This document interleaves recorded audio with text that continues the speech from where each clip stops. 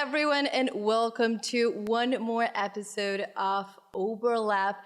Today, we are joined by Professor Shen Yi. He is a top professor at the Fudan University and also an expert in cybersecurity, cyber governance, and also relations between China and the United States. My name is Belen de los Santos from the headquarters of teleSUR in Cuba, in the middle of the Caribbean. And the idea is that we are having this conversation all the way across the world to China to discuss maybe one of the hot topics of the moment, of the year, maybe of the century, and that is AI, its implications, and bringing a little bit of a worldwide perspective of how we are looking at this topic, at the development, of course, from one of the main powers in the development of AI and everything that is going to be implicating and having consequences around the world, of course, and that is from the Chinese perspective. So thank you, Professor Shen, for joining us today. It's a pleasure to have you here in Overlap. Thank you. Nice to meet you. Hello, everyone. Nice to meet you as well. And so just to kickstart this conversation, from your experience, at what moment are we at this point in terms of the development of AI? Where would you say we are standing at right now in terms of what has already been developed? How is it impacting in everyday life and also productive cycles across the world? Yeah, I think that we are standing at a very critical moment of the development, not only the ICT technologies, not only the AI development, but the development of human society and the international community as well. In short, it means that the development of the AI and ICT technology revolution has already embedded to our normal lives. It's embedded to our economic, social, political, and military lives, changing the ways we communicate with each other, changing the ways we work in, and also changing the ways that the state that in the world communities, how they using their powers, how they exchange their informations, how they affect each other's behaviors and mind. Lots of people are thinking because the development of AI providing us huge amounts of possibilities. We can use AI in many different ways. In one side, we can use AI to improve and empowering peoples, to improving their lives, to improving our capacities to governance the whole societies in a more general, in a more equal, inclusive ways. On the other side, the AI can provide more uncertainties. Those criminals, those military abuse of these AI technologies were providing more uncertainties into our international community and the world systems in general ways, and making us facing the new threat producing and empowered by the AI in the same ways. So it's a time that we need to decide, make decisions to which extent we can cooperate to launch effective cooperations to governance the development of the AI, to make decisions how to use these AI technologies to empower and improving our lives so that the world can get benefit from the development in a more general ways.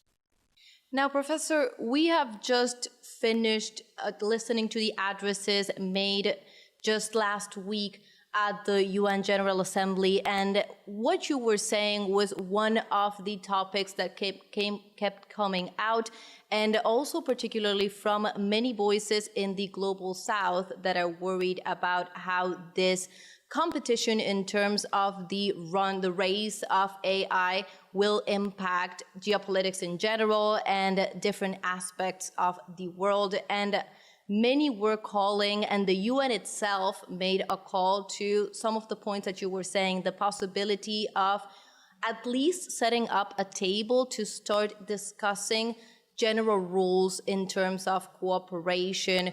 The discussion over red lines, possible AI red lines also came up. So in your expertise, what would something like that look like, or what could it look like? What do you think it should look like? what is cooperation in terms of setting up, I don't know, maybe boundaries for AI? Why would that be needed or possible? Yeah. In short, there's two ways to develop the AI in the world. There's two very typical classic examples. One is ChatGPT, and the other is DeepSeek. One comes from United States, and the others come from China. The ChatGPT, they represent, according to the UN General Secretary's, to speak in this year's Paris Summit on AI governance, he said that such kind of resources intensive development mode of the AI has already leading to a kind of margin side, which means if developing countries or global south countries, they want to develop its own ChatGPT, they need in huge amount of the investment, the financial resources, the electronic resources, and the computing resources. Frankly speaking, most of the global south countries, they cannot afford such kind of ways to develop their own AIs. Then, if that's the only options for the whole world to develop the AI, it means most global south countries will suffer from a gap or the AI gaps in this new period. It means that it just will reflect and return to the models that existed in the 1950s or 1960s with the central and out-cycle models. The developed countries, like United States, which can monopoly the development of the resources and the technologies of AI, keep the central positions, and the global south countries make heavily independent on the US, dependent on US technologies, resources, and need to buy the hardwares, buy the softwares, buy the applications, and use their surplus got from the trade with the United States. And then it means the money, information, and data will cross from the global south to the central positions like the United States. And the United States can enjoy its overwhelming advantages in these AI ages. While at the same time, we have another options that represented by Chinese DeepSeek. DeepSeek, after releasing its first large language models, make it open sources. It's this not only open sources, it's a very much characteristics on its resources friendly, which means you need to only invest a little amount of monies, little amount of computer chips, and a little amount of electronic resources, then you can develop it. And the DeepSeek uses open sources models, make you can openly download all the source code and make modifications on this source code, and then training it with your own data, and then you will get your specified large language models with relatively limited resources investment on it, and then make it possible for the global south countries can also enjoy the latest development of AI productions. So nowadays, in the UN framework, we need to make a decision. What kind of models should we encourage the countries, especially those developed countries or those countries, enjoy the technological advantages on the development of AI to accept to develop their future applications, and how to ensure that United Nations can providing a new international norms in which the least development rights of global south can be ensured by these norms in these AI ages. That's, I think, maybe one of the most important and critical things we need to discuss in the UN framework on these AI governance related issues. And the second, on geopolitical issues, we're talking about to which extent the AI can providing constructive or positive effect on strategic stability. In short, the permanent five, those nuclear powers, now the development of the AI technologies definitely will be used on the military aspect. In a more common ways, you can understand it like that people will prefer to link the AI systems and their nuclear arsenals, command and control systems, make it more smart, make it more intelligent, and more quickly reflect to any potential threat it detected. But how to deal with issue if it went wrong, if something bugs on that code, it will leading to some doomsday scenarios for the whole world. So the United Nations need to encourage those great powers. Actually, you will find that China and the United States already developed a government level dialogue since the Biden administrations to talking about AI and strategic stabilities. It means that those countries will develop a kind of norms. They got an agreement that will not over authorization of AI to make AI make the final decision on whether to launch the nuclear missile or not. And then such kind of norms will be accepted by the UN framework and encourage other countries to agree that transform this bilateral agreed norms become a more multilateral internationalized norms so that to ensure the development of the AI will providing more strategic stabilities to the world in more general ways. And the third, another geopolitical or military related AI application is so-called AWS, automatic weapon systems, like the drones, unmanned vehicles, which carry lethal weapons. If they we armed with the AI systems, it means, theoretically speaking, those unmanned vehicles, those unmanned drones, they have their own intelligence and the capacities to make the decision whether I should kill this man or not. So such kind of scenarios, it make people to feel not only uncomfortable, but worried whether such kind of automatic systems were running out of the control. It's ethnically incorrect to authorize the machines to make its own decisions to kill people or not. So they need to produce the norms to regulate the development of such kind of technologies, to regulate such kind of application of these automatic weapon systems in different scenarios so that we can make a new norms of the behaviors or the new code of conducts in the conflict scenarios so that to make sure that the development of AI will providing us a safer world. And also to the personal aspect, any development of these AI systems, it means you need to produce large models, and these models need to be trained by huge amount of data, especially those personal informations or those personal data are maybe the best materials to training those machines or models. It means that such kind of artificial intelligent models can be make better understanding of your personal preference, whether you are seeking the informations, whether you are looking some applications to finish your jobs. These smarter artificial intelligence applications trained by your personal or private information data can providing you a better service, but also a very huge but. That means a deep invade of your privacy. Maybe you need to make a decision how to balance the protection of your privacy and the application of this AI agent, while at the same time, for the business aspect, for the huge companies running those large language models or providing or running those huge social media platforms, they are eagerly to got your information and data. That means money that can providing them huge amount of profits.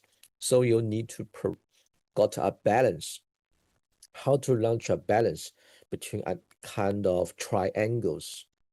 One point is the protection of your privacies. The second point is to ensure how to make this artificial intelligence more smarter or more action like a normal human beings so that it can provide you a better service. And the third point is how to make sure those companies, those business aspects can got the profits they deserved, while at the same time you need to keep them not going too far from that. Such kind of governance systems cannot be easily achieved by single companies or single peoples. So you need to put it in the UN multilateral framework and use this UN framework as a kind of platforms, a very inclusive platforms to include the different actors, both the state actors and the non-state actors, to join together, to sit down, to dialogue, to raise the questions, and to find out the solutions step by step.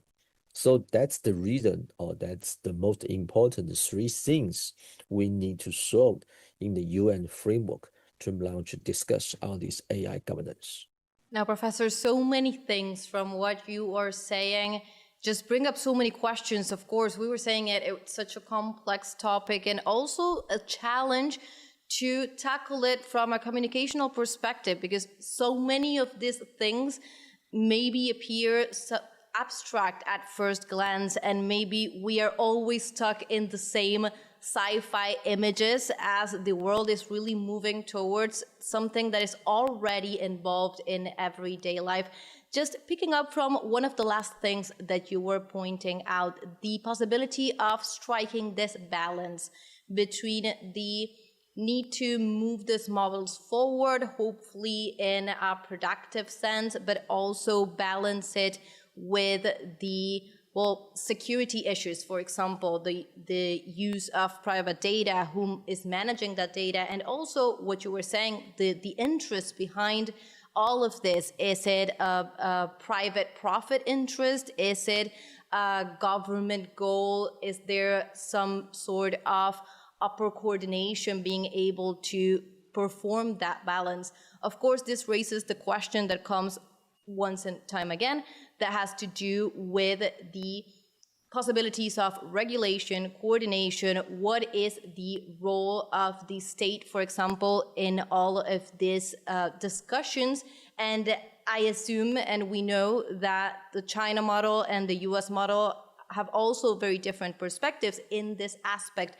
What is your take on this possibility? How can this development be regulated or coordinated so that it does not just follow some profit logic that disregards all the other risks in terms of security, in terms of the harms it could impact in different areas of society? I assume that it's impossible to try to prevent any future harms that maybe we do not know that may arise in the future. But of course, we could be thinking into a more controlled, so to speak, development, and a more like free up for grabs, dominated by a profit-seeking motivation.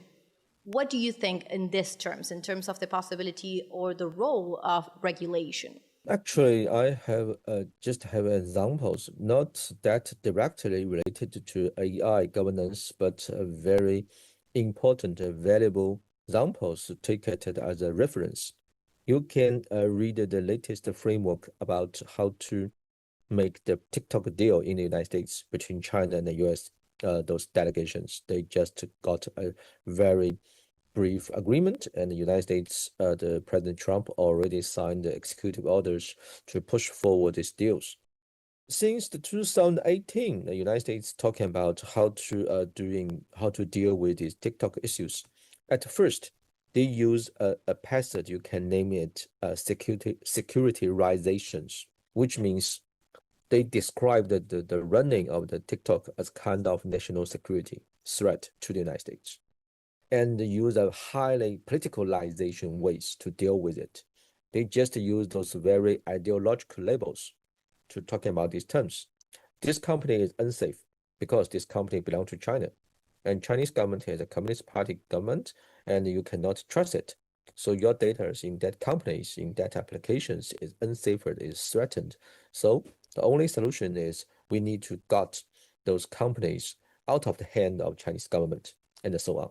But now, finally, they go to an agreement between these two sides. You'll find that that's agreement highly technical and a functional agreement, which means they're talking about detailed functional issues. The first, how to effectively protect the US users' data to protect their privacy.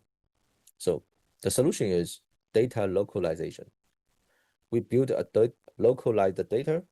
Those US users' data are the personal data are stored in data centers, in their servers, and then a trusted United States companies monitor the running of these servers to ensure that these data can keep in a safe ways.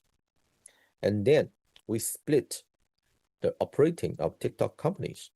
These companies can running as state users, but these data by technical methods can be ensured as this US user data is protected by US legal systems and US companies. And the Chinese companies can ensure its normal commercial runnings and got normal commercial profits. And Chinese governments can protect Chinese companies' overseas interest in a more balanced ways.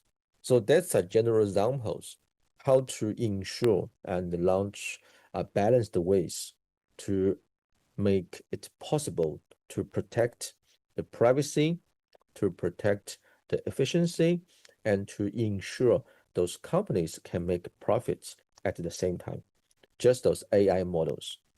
So in future, we may see that in the UN framework, we're talking about AI governance, it will separate in different scenarios. In certain scenarios, for example, the military use of AI technologies, we're talking about this AI need to be controlled by the state actors and ensure that AI will not become a new threat to the strategic stabilities between state actors. On the commercial or the personal use aspect, we may be development a kind of norms.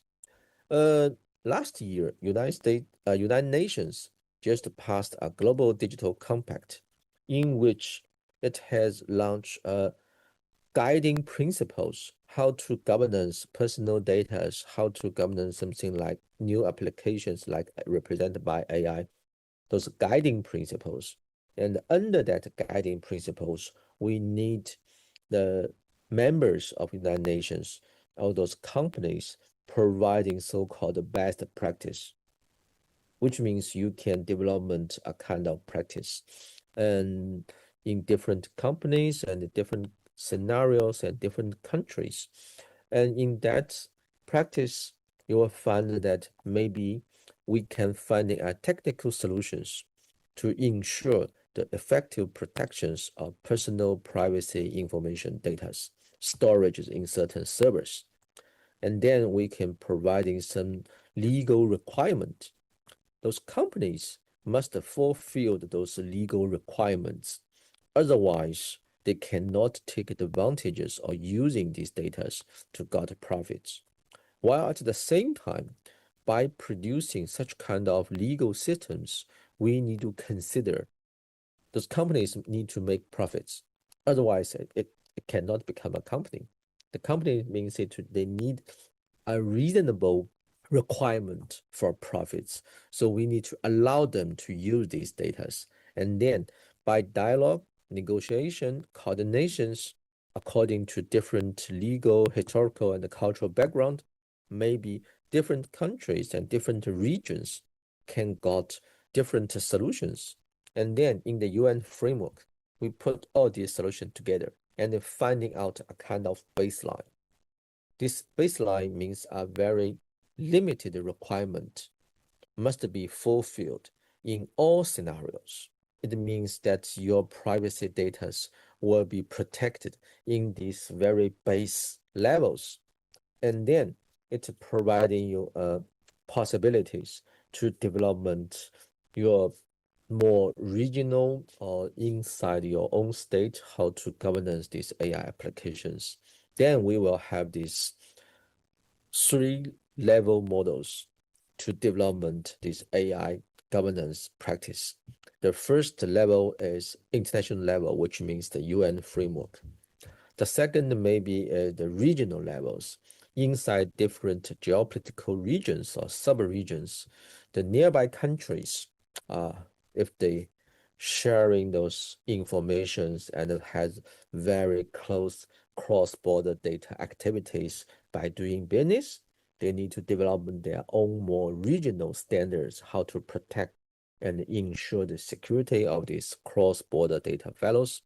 And then at the state levels, means inside your state, you got a legal systems to protect the security and to protection your privacy of your personal information stored in the internet, those digitalized personal data, which is very important to development of your own AI applications. Such kind of international, regional, and state 3 layers can providing you a very general framework to develop AI governance systems in the futures.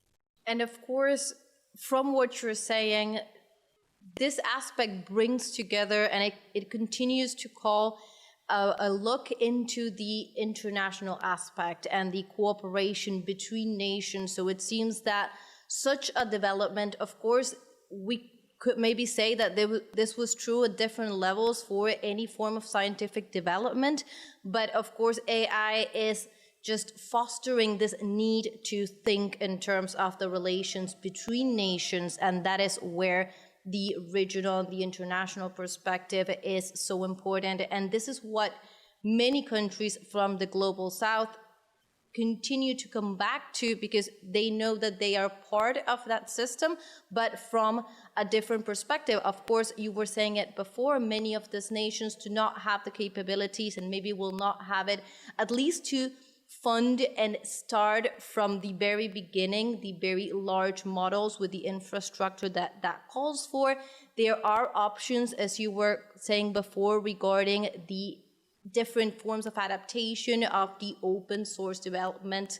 So the possibility of adapting already available technology, that is something that many nations are looking into. In Latin America in particular, in the past month, many governments have brought up this question permanently of the need to think about what AI sovereignty means for the region. What they're looking at is that many systems that are operating on AI technology that is following interest other than our own nations are having a direct impact, for example, in terms of the circulation of communication, the circulation of fake news, for example, the direct impact it's having in political campaigns and how that leads to political outcomes.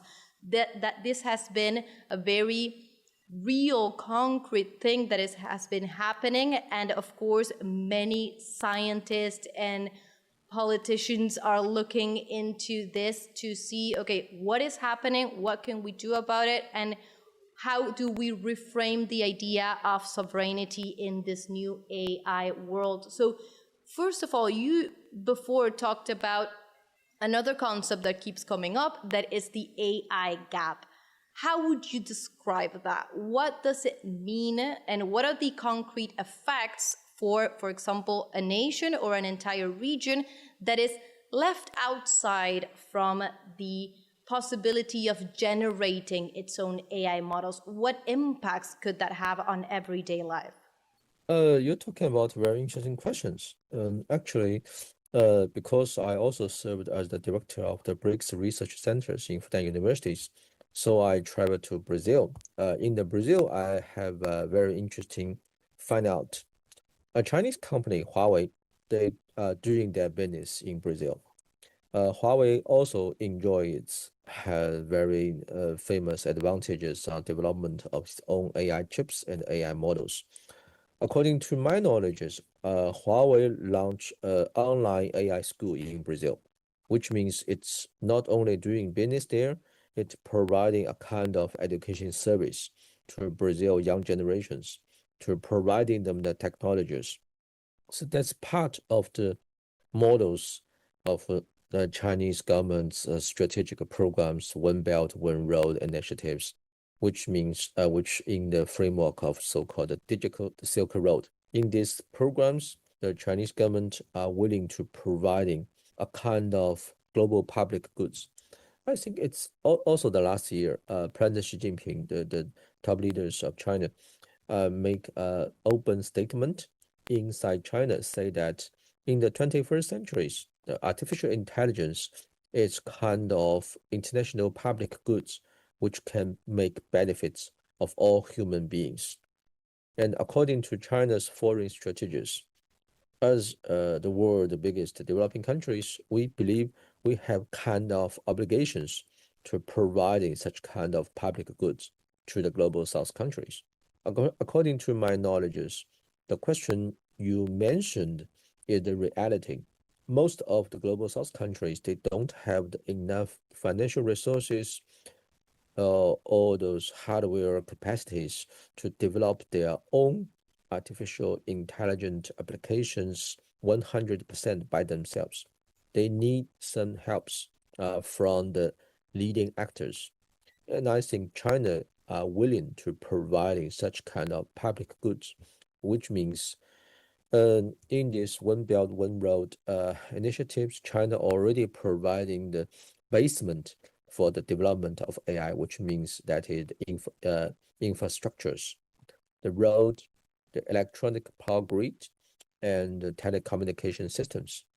And now, according to my knowledge, China maybe, I think in futures, we can looking forward the futures. And it's highly possibility we have such kind of scenarios. China providing you or helping you to development a kind of local infrastructures of AI, which means China providing you the road, electronic powers, telecommunications, the AI chips produced by Huawei companies have a very safer and a robust supply chain supporting of these chips, and give you an open source large language models. And then it become a digital infrastructures to development of your own AIs. You can develop your own artificial intelligent agents or other applications on that infrastructures. And during that process, you make training of your peoples, your young engineers who has familiar with these AI issues and got their own technological stack on AIs. And then step by step, maybe the first period is you development your own AI applications according to or based on those digital infrastructures provided by China. And then in the phase 2 or phase 3, you powerful enough or you get enough technologies and enough resources, you can have your more your own AI models or systems in that times. So I think that's the road we need to encourage, or those models we need to encourage in the UN framework. Especially United Nations usually use the development and name Sustainable Development Goals 2035. Maybe China is the only big power in the world still insist that this is very important strategic roles to our world. I think that the development of AI in the global South countries with the empowerment from China's resources and the capacities should become the most important component that helping us to realize its SDG 2035 in the coming few years. And Professor, you were just talking about the sustainable goals, and one of the questions that are also coming up in public discourse time and time again, maybe with more like a pressing matter in the past years, has to do with how this AI development could be affecting, or how does it relate to the climate impact, the resources it's taking up or that it's going to need, looking into the future development. We've seen, of course, an exponential rise. Much of what we're talking about here has to do with well, maybe a generation that is looking into something that is increasingly changing in the fastest pace that we've seen any other scientific development. So of course, many of the questions have to do with, okay, what's coming next? What is this looking, how are we looking at this in 5, 10 years? And the question of the natural resources and the natural impact that for many countries in the global south are directly impacting the living conditions of communities. This is not just for AI, of course, but it's a region of the world that has this relationship with its natural resources in any aspect, and this is the hot topic of the day. Do you have a take on how this AI development in the present one and in the coming years, how does that relate to the need to also foster policies and infrastructure that take care of a sustainable development in terms of the climate crisis that we're facing? First, you need to use these SDG policies or goals to regulate the directions of the development of AI and applications, not on the opposite. You should not let the technology to control your development. You need to use a strategic development, sustainable development goals to regulate the path or the directions of where the technology is used, applied, and developed. So you need to put this relationship correctly. And then it means the development of AI can providing you a very powerful tools.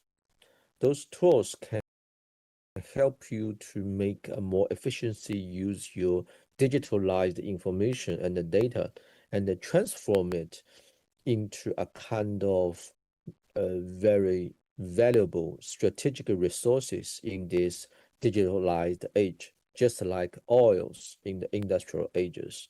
And if you look at the African continent, the African Unions has their 2020 digital transformation strategic or something like that. During that strategic books, they have a very clear understanding. They need to make effective control and the regulation and the governance of their own raw data resources. But they also will list those shortcomings or the main challenges. They have challenges on a very weak infrastructures. They don't have enough capacities on the technological aspect to ensure the effective control and the use of these data resources. And then the possible strategy is to finding out reliable strategic partners which can providing you strategic support on that aspect. So to the Latin American countries or the global South countries in a more general ways, it's kind of options. You need to make a choice. The first, you make a clear decision whether or not you want to take these advantages. This advantage means the development of this AI. Nowadays, we find out the breakthrough of AI represented by the large language models. This will become a strategic chance for all global South countries.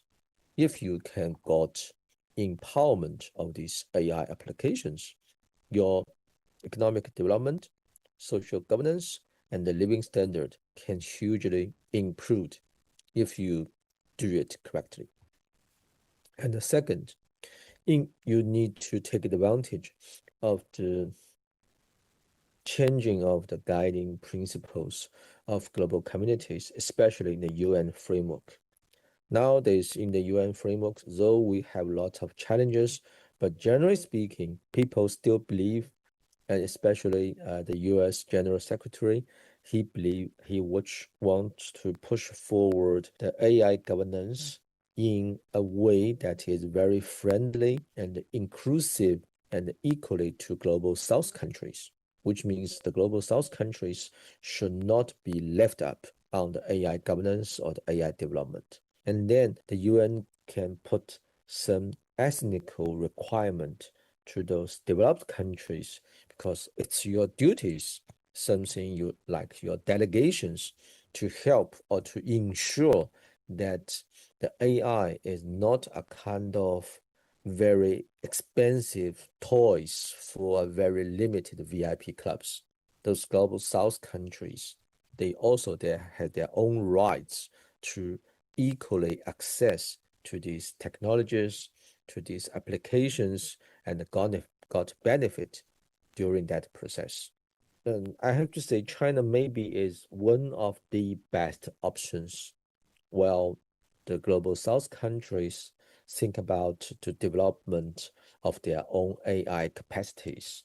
Because the number one reason is China is a very reliable friend, which means to the global South countries, China willingly to providing the assistance on the development of your own AI capacities without any preconditions, especially comparing to United States. There's a very famous videos you can find on the YouTube. Altman, the founding man and the chairman of the OpenAI, visit India, I think in the year 2023 or 22, just a year before China released the DeepSeek. At that time, the ChatGPT is the only options, the only examples of the latest development of the LLM.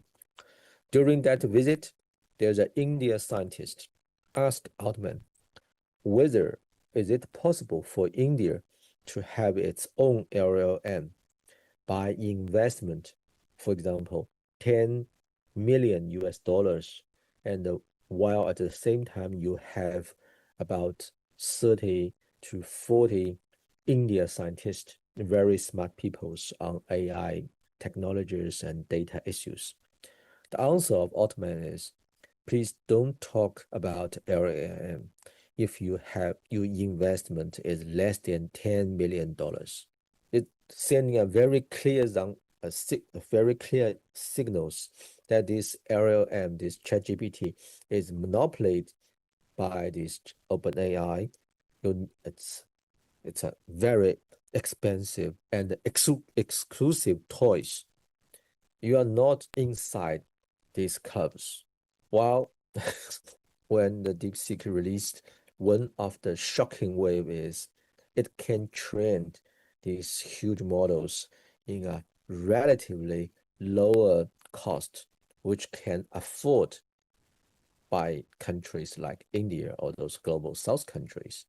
And we're providing a very resources-friendly options to develop this AI by maybe most of these global South countries. And also, I can say very clearly, Chinese government are preparing to providing any kind of assistance for such kind of development, for such kind of requirement. You can dialogue, you can find out those strategic programs inside the One Road, One Belt initiatives in these years, in the future years, in the coming 3, 5, or 10 years. Chinese government are very willingly to help the global South countries to have their own AI centers, or such kind of AI centers maybe not only serve for one countries, it can become a regional AI centers. These regional AI centers can make contribution for those countries to live in the sub-regions, maybe not only one countries, but 5 or 10 countries. Like to the Latin Americans, we can set up 2, 3, or 4 regional AI centers located in countries big enough to afford the power grids or those infrastructure requirement, but the information and the data can be transferred through the network across the region borders. Because inside China, we launch a test. We transfer the data located in our east part and transfer it to the western part. In the Xinjiang province, we have huge amount of computing centers there. We name it a 东数西算, which means the data from the east to computer in the west. That means then that's the internet works. You transfer data in these networks, and then you got those comparative advantages. Inside China, The east part represents those relatively economic developed regions.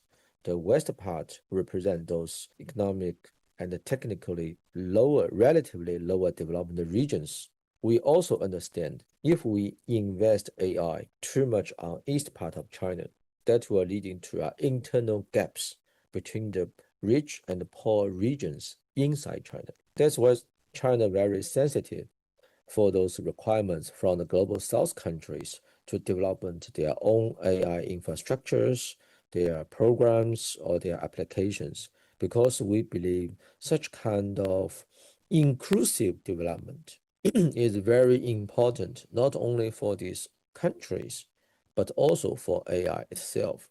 Because unless we're doing AI development in that way, which means in inclusive ways, we cannot ensure the AI development will do benefit for all human beings, because the most populations in the world, they're located in the global south.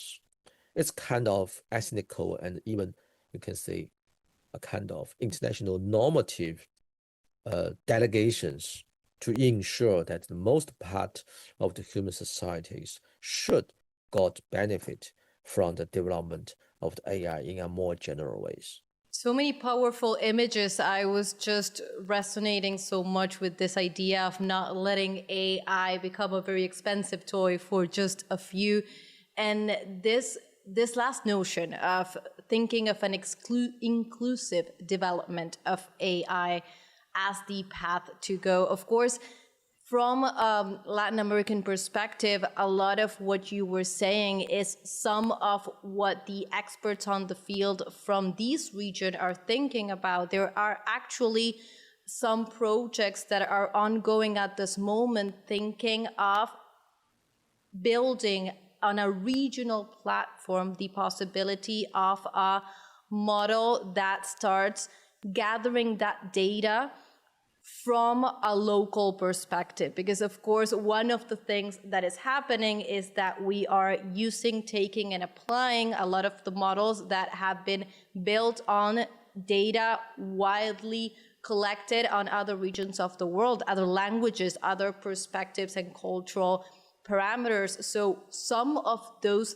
projects are already ongoing. I imagine there is much to think about in terms of what you were saying, building on already available technology and those kinds of AI technology that allows for global south countries to take on that base and then build on that at a regional level, not maybe just one nation at a time, but maybe in a collaboration of Latin American countries as it is happening. There's an ongoing project based in Chile, actually, at this moment, looking into this perspective.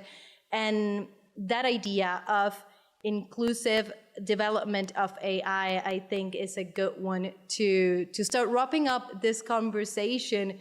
You were saying this development could lead to the development and better living conditions for humanity if it's done correctly. So let's hope that it is. Gathering from what you were saying, it's so important to think of the power of delegations, the governments that need to speak up on the sovereign interests of these global south countries, being at a national or a regional level, and being able to put on the table our own needs in this development. So I think maybe there's going to be a key around there. Thank you so much, Professor Shen, for this conversation, for your insights, and for continuing this ongoing process of understanding the process of AI at this moment. Okay, thank you very much. It's also my great honors to join these programs and to sharing you with my point on this AI governance, and which futures we have more discussion on those AI governance, cybersecurity, and geopolitical affairs in more general ways.